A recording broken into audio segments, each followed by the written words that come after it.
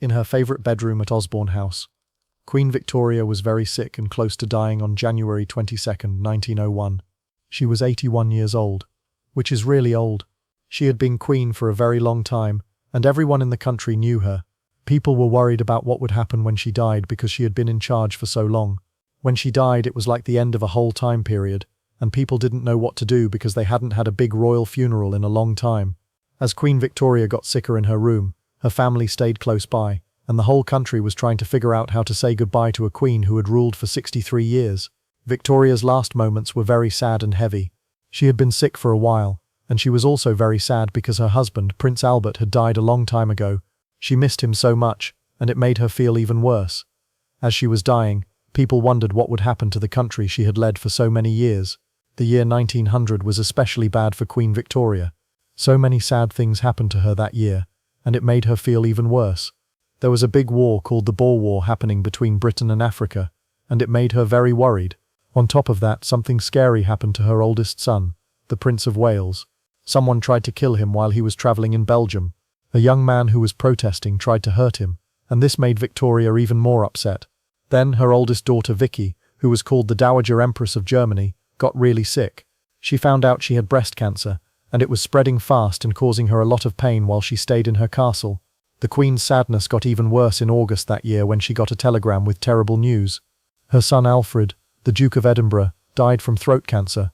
He had a hard life and drank and smoked a lot, but Victoria was heartbroken and said, "Oh God, my poor darling Alfie gone too, my third grown-up child." But the sad news didn't stop there. Her grandson, Prince Christian Victor, who was the son of Princess Helena, died from a fever while he was with the British Army in South Africa. As the year 1900 ended, the Queen's world was filled with sadness. Then her dear friend Lady Jane Churchill died suddenly while visiting Osborne House. She was found dead in her bed, and this made Victoria even sadder. All these sad things made Victoria's health get worse. She was 81, which was really old for that time, and she started to look and feel much weaker. She didn't want to eat much, so she lost a lot of weight. She had to use a wheelchair, and her eyesight was getting bad. Sometimes she got confused and couldn't think as clearly as she used to, which was very different from when she was younger and sharp. She had been queen for over 60 years, and people in Britain couldn't even imagine life without her. She had been queen for so long that it just seemed normal, and her children didn't want to believe she was really sick, so they didn't get ready for her to die. But Victoria knew she was dying. She wrote about it, saying, "Another year begun. I am feeling so weak and unwell that I enter upon it sadly."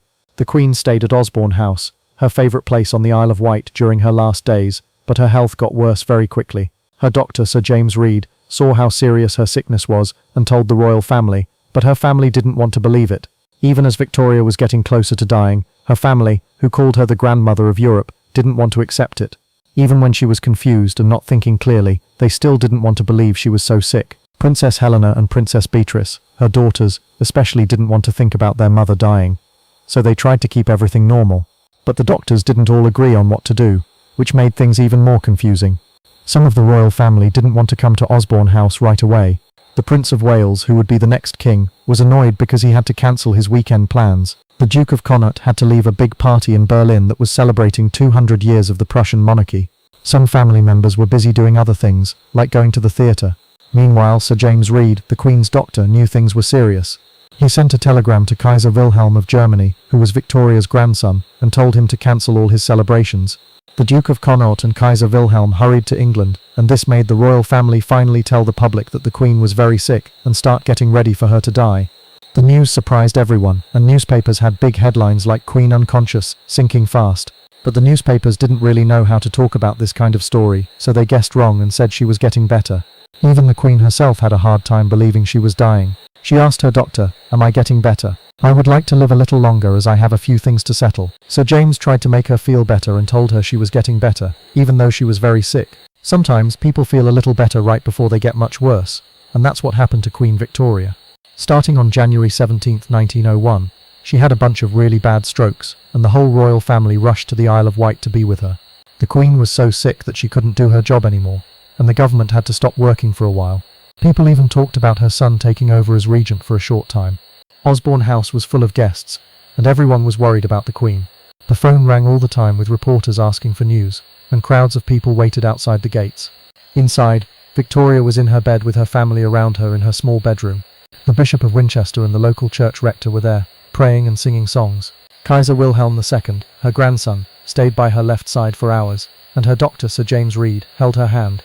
Even though she couldn't see well, Victoria knew she was very sick, and whispered to Sir James, "I am very ill." Sir James kept trying to comfort her, and promised she would get better, while nurses helped take care of her. Seeing Victoria so sick made her family very sad, and many of them cried. One by one, each of her sons, daughters and grandchildren came to kiss her hand and say goodbye. On January 22, 1901, Queen Victoria died at the age of 81. The news spread very quickly, even before the new king, Edward VII, officially became king. A notice was put up at the gates of Osborne House, and soon, people all over the world were sad. Newspapers rushed to print special editions, and the bells at St. Paul's Cathedral rang out across London. The whole city was in mourning. People wore black clothes, and shop windows were covered with dark cloth. Everyone was so sad, and the royal family and the government were in a panic because they weren't ready for a big royal funeral. Victoria had left special instructions that made things even harder. She wanted a full military funeral, but she didn't want to be embalmed or have her body on display. She wanted white ponies to pull her coffin, and wanted to be buried next to her husband Albert at Frogmore, not at St. George's Chapel in Windsor. Things got even more tense when Kaiser Wilhelm II ordered a death mask to be made of Victoria's face, even though she didn't want that, and this made the royal family upset. Then, the Duke of York got very sick, which made things even more confusing. The royal undertaker, who was supposed to bring the coffin from London, forgot to bring it, so a local craftsman had to quickly make a coffin for the Queen. Even with all the confusion, the new coffin was sent to Osborne House. Mrs. Tuck, who helped dress the Queen, and the doctor got everything ready for Victoria's burial. They didn't embalm her, just like she wanted, and put charcoal in the coffin to help with any smells. Victoria was dressed in a white silk nightgown with a special ribbon and star, and her wedding veil was placed over her face. Then the Duke, the Kaiser, and the King lifted her body into the coffin and said their last goodbyes. After the family left, the doctor and Mrs. Tuck did some secret things Victoria had asked for. They put the wedding ring of John Brown, her Scottish servant, on her finger and a lock of his hair in the coffin. The funeral procession was huge. Her coffin was taken across the Solent, and lots of soldiers came to London for the event. It was the biggest military procession since the Duke of Wellington's funeral, and lasted 2 hours. But even then there was some drama. The coffin almost fell off the carriage. The funeral service at St. George's Chapel was a bit chaotic too.